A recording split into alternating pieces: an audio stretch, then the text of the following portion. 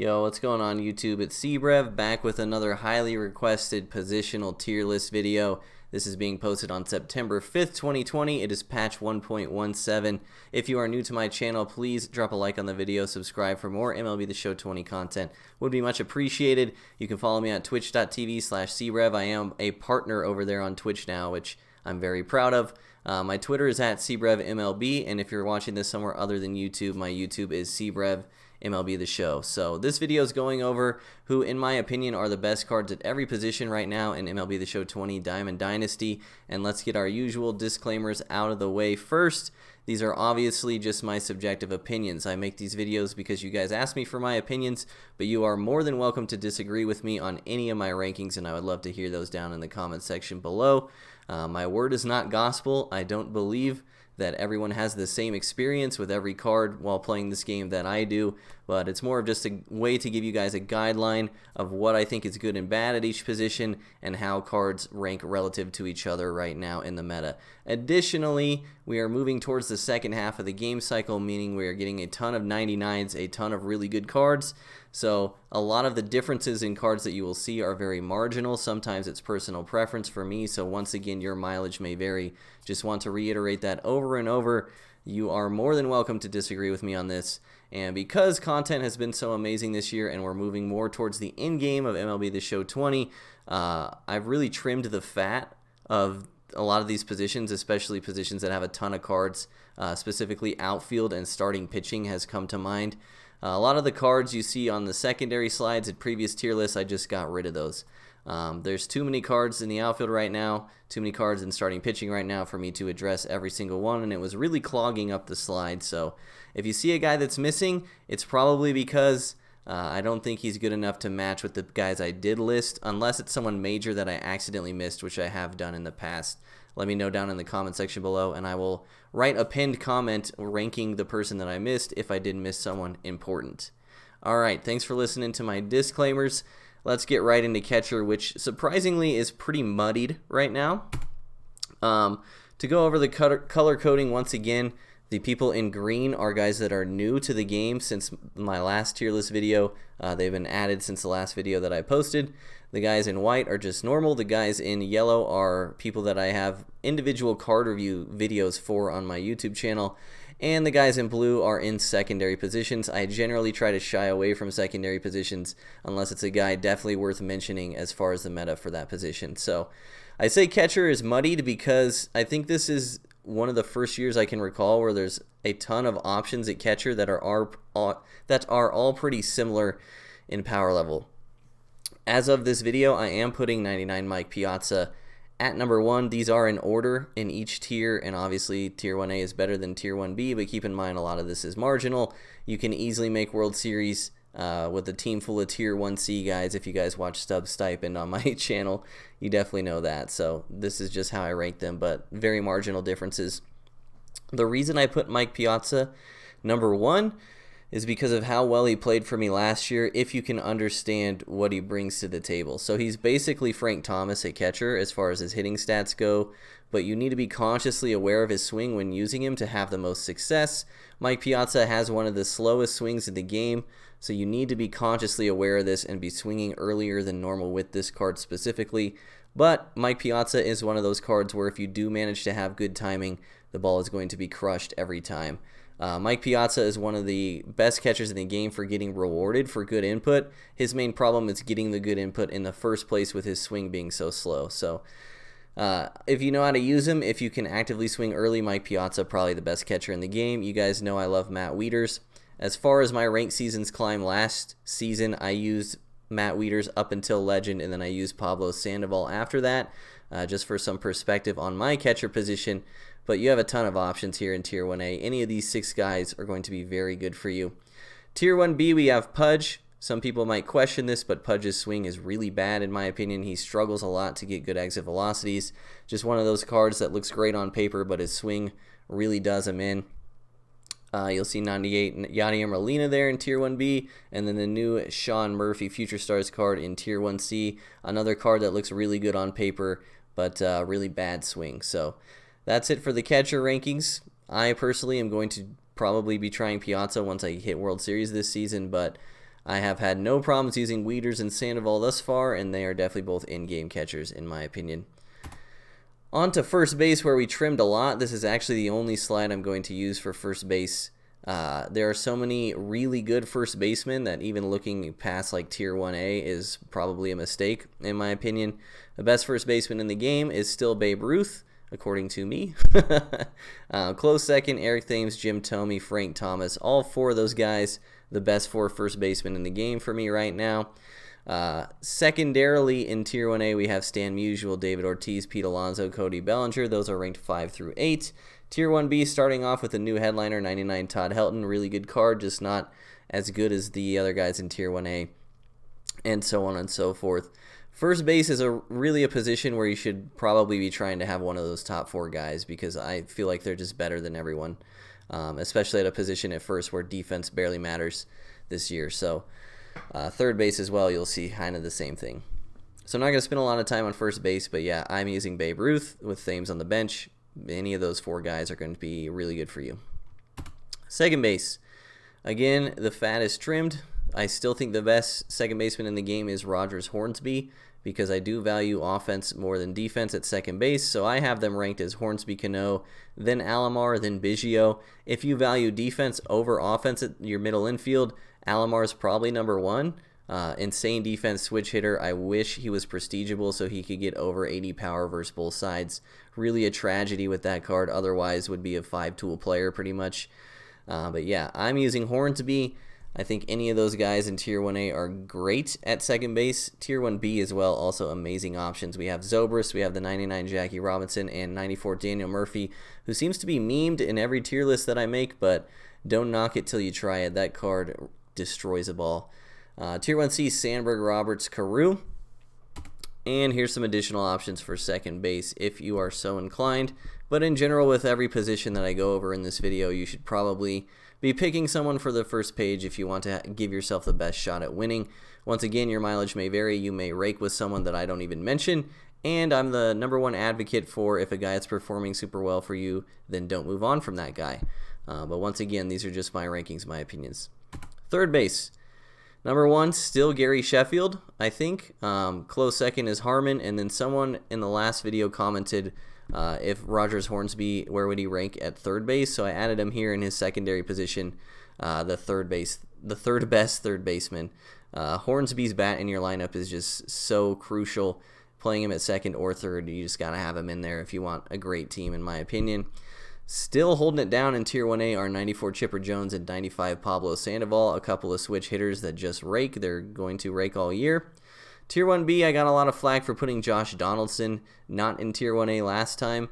The main reason I have done that is because he's shifted, his swing is different than last year, and because of his price tag. All of those things come into factor. 97 Matt Chapman is new, but I forgot to color code that green, as well as the 92 Matt Carpenter. Chapman in 1B might surprise you, and it's not just my A's fan homerness, but Chapman is one of the best kept secrets in MLB The Show, one of the best swings in the game. I know I often say third base defense doesn't matter, and it really doesn't. Chapman isn't going to play better defense than anyone else on this list, but he still brings the offense despite his low attributes because his swing is so good, so that's why he's in Tier 1B, albeit at the bottom. Tier 1C, Jose Ramirez. If you guys have watched any of my previous tier lists, you know I really don't like Jose Ramirez. I think he swings a noodle versus lefties, which is an issue. And then you got a bunch of other guys there in Tier 1C. And some secondary options here. A couple of tops now, guys, that I just added at the end. I haven't had a chance to use them. They're probably somewhere down there. Shortstop. We had a big 3 before. Now we have a big 4. So let's see who got added. Tier 1A, before I referenced Ernie Banks, Jimmy Rollins, and Trevor Story as Bulbasaur, Charmander, and Squirtle. Depending on what you want, if you want offense only at shortstop, Banks is the move. If you want defense only at shortstop, Rollins is the move. And if you want a combination of both, then Story is the move. I personally last season used Trevor Story as my shortstop. But the new headliner, 99 Royce Lewis, is definitely Tier 1A. If you look at his card compared to Trevor Story, they're almost the exact same card. Lewis is slightly slower and slightly worse defense, but has the edge in vision, discipline, and clutch, which is why his overall is higher. But really, Royce Lewis, Trevor Story, not that far off as far as cards go, and Royce Lewis, pretty good swing when I used his prospect card. Also, he has the positional versatility, which is really nice. He can play everywhere but first base and catcher. So if you're looking for a change-up, if you don't like any of the three guys that I typically recommend, then try Royce Lewis. Probably can't go wrong with him. Top of Tier 1B, Bo Bichette. I couldn't quite put him in Tier 1A just because I have personally struggled with his swing, and I know a lot of people that have as well. He has a really weird hitch in his load when he goes to load to swing the bat, and it's pretty distracting if you use strike zone camera. I find it pretty hard to hit with Bo Bichette, honestly. The card looks good on paper. His attributes are good, but just not for me. Still a really good card, though. Secondly, we have 94 Chipper Jones in his secondary position at shortstop. Chipper just rakes. He needs to be mentioned. Then we have Robin Yount, who's another great defensive shortstop. Tops now Dansby Swanson, Didi, and Michael Young. Tier 1C, a couple of new guys, Pee Wee Reese, Ahmed Rosario. I really like Pee Wee Reese, actually. I think he's kind of a sleeper card. He just doesn't hit for a lot of power, but he's really good at hitting singles and doubles. You'd be surprised how good a Pee Wee Reese card can do compared to how he looks. I know he's kind of a meme, but he's definitely not the worst shortstop in the game. Here's a couple more options. I should mention Barry Larkin all the way down here. Someone commented on that last time. I just think Barry Larkin sucks on this game, to be honest with you guys. Only gold defense, not enough speed, slap swing that doesn't generate a lot of power, and very poor attributes versus righties. So that's why he's ranked so low. All right. Moving on to outfield, where a lot of fat was trimmed, a lot of people were moved around. Once again, if you don't see a guy, it doesn't mean that I think he sucks. There's just literally so many options in the outfield right now. I had to make the slides with less people on them just to make this video work. Also, we have a new member of the top 3 in the game. Can you guess who it is? If you know me, you can probably guess. Let's see it. The best 3 outfielders in the game right now, in my opinion, are 99 Mickey Mantle, 99 Mike Trout, and moving up in there is the new 99 Ty Cobb, the 8th inning program boss. Ty Cobb is something else on this game. If you guys don't know, all these old-timer guys like Cobb, Gehrig, Fox, Honus Wagner, I'm missing some other ones, they all have the same swing, and it's a really powerful two-handed quick swing. It's one of the best swings in the game.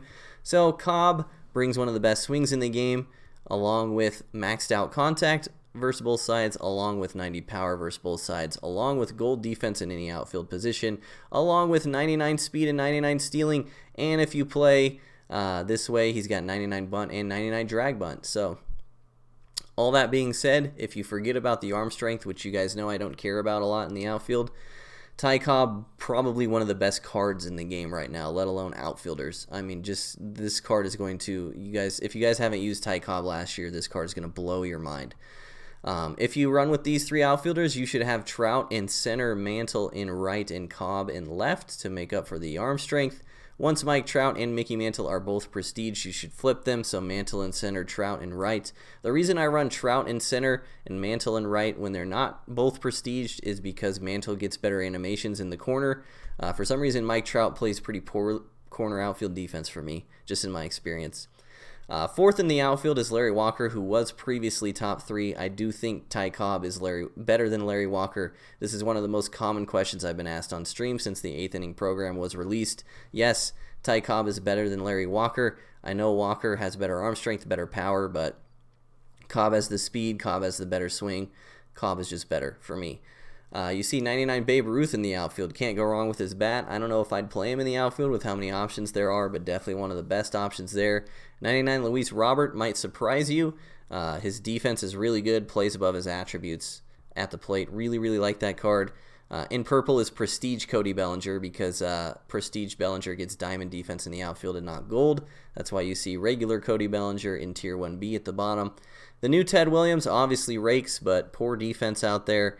And then Eric Davis, you guys know that I love him. The fact that Eric Davis is like barely a top 10 outfielder anymore, according to this list, should say a lot about how many options we have out there, how good these cards are being. So, not going to spend a lot of time on outfield for the rest of these guys. Just a couple to mention. And let me get this out of the way, especially with outfield. The differences in these cards are so marginal. Like, Someone's going to comment about 98 Lou Brock being at the bottom of Tier 1 C and say that they're hitting 400 with Lou Brock, and I believe you, dude. Like, if you use anybody on this page, you can easily make World Series. If you find a guy that you do well with, please stick with him. My word is not gospel. But Ricky Henderson, better than I was expecting. Bryce Harper, a little worse than I was expecting just because of his defense. Harper played pretty sketchy defense for me, especially compared to other guys in the game that have similar attributes. I don't know what his deal was, but he was kind of sketchy out there in right field, so he's a bench bat for me now. But yeah, that's outfield. I'll be running Mantle, Trout, Cobb. You could definitely make an argument for anyone in Tier 1A or 1B starting for you, for sure. Even 1C, some of those guys people are still rolling with. Here's some more options in outfield. This outfield's just crazy, man, and this is after trimming like 30 people out, so yeah. Try to stick with the first page on this one, but, you know, that's just my advice. All right, obligatory meme slide that gets added to every single tier list that I make. There's a new sentence there, and those we shall not speak about. Only the OGs know what I'm talking about. And onwards and upwards to starting pitcher. Now, this was another spot where I had to do a lot of modification on this list. I wanted to separate the top three because it seems like there's a definitive top three now, and after that, for your fourth and fifth spots, people are getting a little muddied waters. It really depends. And with pitching specifically, because there's so many factors like sequencing, who your opponents are, how good they are, the pitches you prefer to sequence with, like pitching is one of the most subjective personal things you can do on this game. So it's really hard to rank pitchers. It's entirely possible that you absolutely dominate with a pitcher that I suck with. So keep that in mind. But I think most people in the community can come to a consensus that Kluber, Hershiser, and Kershaw now are the top three. I think if you want the most competitive rotation in the game, you got to have all three of those guys. After that, it gets a little muddy. I do have 5 guys in Tier 1A, but the guys at the top of Tier 1B are not far behind, honestly, even at the bottom of Tier 1B.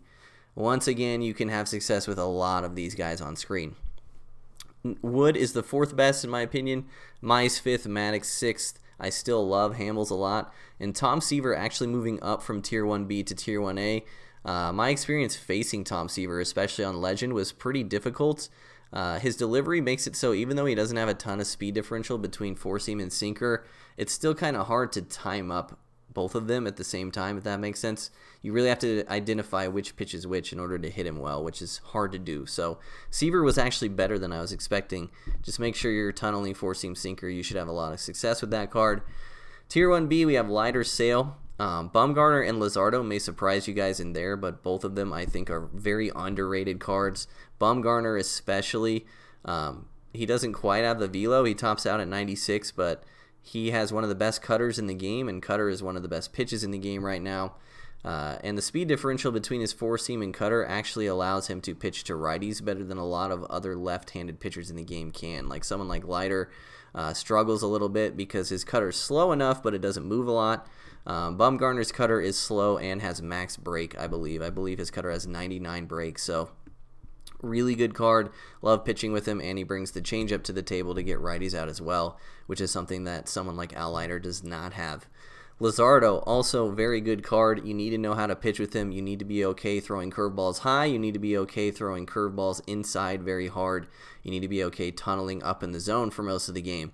I feel like most people don't think Luzardo is good because they don't know how to use him. I'm not trying to sound condescending, but if you can use curveball primary pitchers in the correct way with tunneling, they are some of the best pitchers in the game. When we get a 99 Burt Blyleven, we will see more of the same. I'm sure that card will be very good. Bottom of Tier 1B, we have 97 Forrest Whitley. Another card that I think is really good. Whitley's main problem is his stamina. Only 92 stamina at this point in the game. With the starting pitcher energy changes, you're maybe looking at getting 5 to 6 innings out of him every 5th game. So that's just not enough for me. His stuff is really good. He pitched well for me as a prospect card, but his stam is just too small. And then Tier 1C, we got a bunch of guys there. Some surprises you may see there. Someone like 94 Yu Darvish I think is very underrated, as well as 98 Brendan McKay. A couple of guys that I really enjoy using that a lot of other people have said they do not.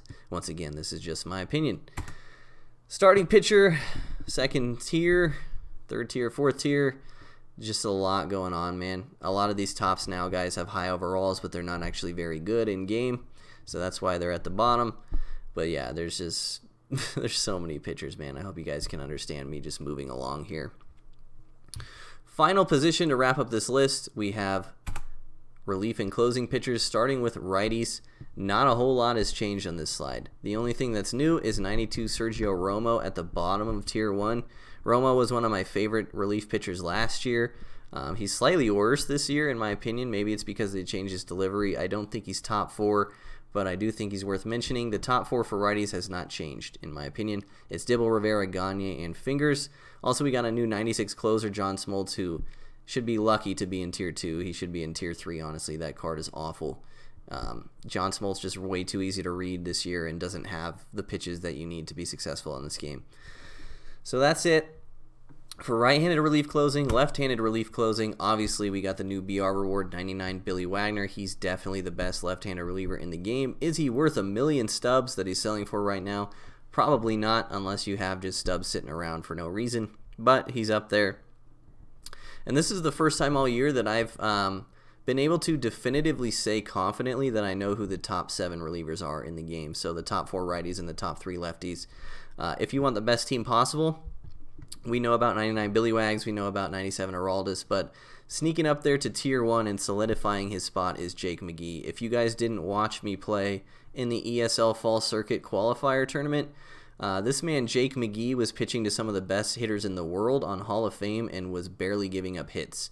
I think I finished the day with like a 0.4 whip with this card after having not used him on that account at all. So can confidently say now, after that Jake McGee is a top 3 left-handed reliever in the game right now and probably will be the rest of the way, because I don't know who else we're going to get. Maybe a higher Andrew Miller, maybe a player of the month, Josh Hader, with a changeup could challenge him, but we'll see what happens. As of right now, Wagner, Chapman, McGee is the move. As requested, we have the bench bats slide. Please don't crucify me about this one. There were so many comments like, why isn't this guy in bench bats? Specifically, like, a lot of people were pissed that Ryan Braun wasn't in there, so I added him. But really, this is just a brain dump off the top of my head. Like, it's hard to say which bench bats are good, because some of these bench bats may be starters for you. You may not have access to some of these cards. You may prefer guys that can come in defensively replace as well. So, I don't know, just some ideas. Your right-handed bench bats need to be able to crush lefties. Your left-handed bench bats need to be able to crush righties. Your switch hitters need to be able to crush pretty much both sides. So, yeah, there's some suggestions. But I put it up because you guys asked for it. And then a lot of people were like, where's this guy? So, if he's not there, I'm sure he's in my heart somewhere. Finally, final slide to wrap up the video, we have the best team possible. This has changed just slightly. This is actually the exact team that I'll be running with this season once I acquire Cobb and Kershaw. So the green is the new guys, and the yellow is the guys that were there before. So Mantle, Hornsby, Ruth, Trout, Banks. Cobb takes over in left field with Mickey sliding from left field to right field. Walker is no more there. Sheffield batting 7th, playing third base, and Matt Wieters at catcher. Catcher's very weird. I would love to try Piazza there, but I already have a ton of righties in this lineup, so I'll probably run Wieters, Sandoval again. I love having that switch hitter in the 1st and 8 hole in my lineup. It really makes pinch hitting a lot easier, but we'll play around. I think Piazza's worth a go for sure. On the bench, I replaced Jim Thome with Bryce Harper just because Harper's a little faster. Thome does actually hit lefties better than Harper does, but Harper comparable versus righties and faster. Otherwise, the bench hasn't changed. I like Eric Davis as a right-handed bench bat just because he can be a defensive replacement for me if I need him, or a pinch runner. Very versatile guy to have on the bench. And then for my rotation, I'm taking out Mize just because he's selling for $600K and putting in Kershaw instead. I'm one of the few people who really enjoy pitching with Greg Maddux and have a lot of success with him, so that's why he's in my rotation. Your mileage, once again, may vary, but Kluber, Hershiser, Kershaw probably need to be in there no matter what. And then for the bullpen, once again, this is the first time I can definitively say I know what the best bullpen possible is. It's Dibble, Rivera, Gagne, Fingers from the right side, and Chapman, Wagner, and McGee replacing Franco. I should have also mentioned in the lefty slide, if you don't have 99 Wagner, then 94 Wagner is the next best option. He was the 4th on the list. Chapman, McGee, and either Wagner is the best bullpen, the best lefties in the bullpen as of the time of me making this video. So that's going to do it. If you have any questions, drop them down below. Once again, drop a like on the video. That helps me out a ton. I will try my best to respond to you guys. If I missed anyone very significant, drop a comment about that down below too, and read the pinned comment to see if there's anyone that I missed that you may have thought about commenting about. Appreciate and love you guys so much. Thank you for all the support this year. Should have mentioned at the beginning, but August Player of the Month is not out yet as of the time of recording this video, so that's why you're not seeing any of those players. Appreciate and love you guys. Thank you so much. Take care. I'll see you all in the next video. Peace.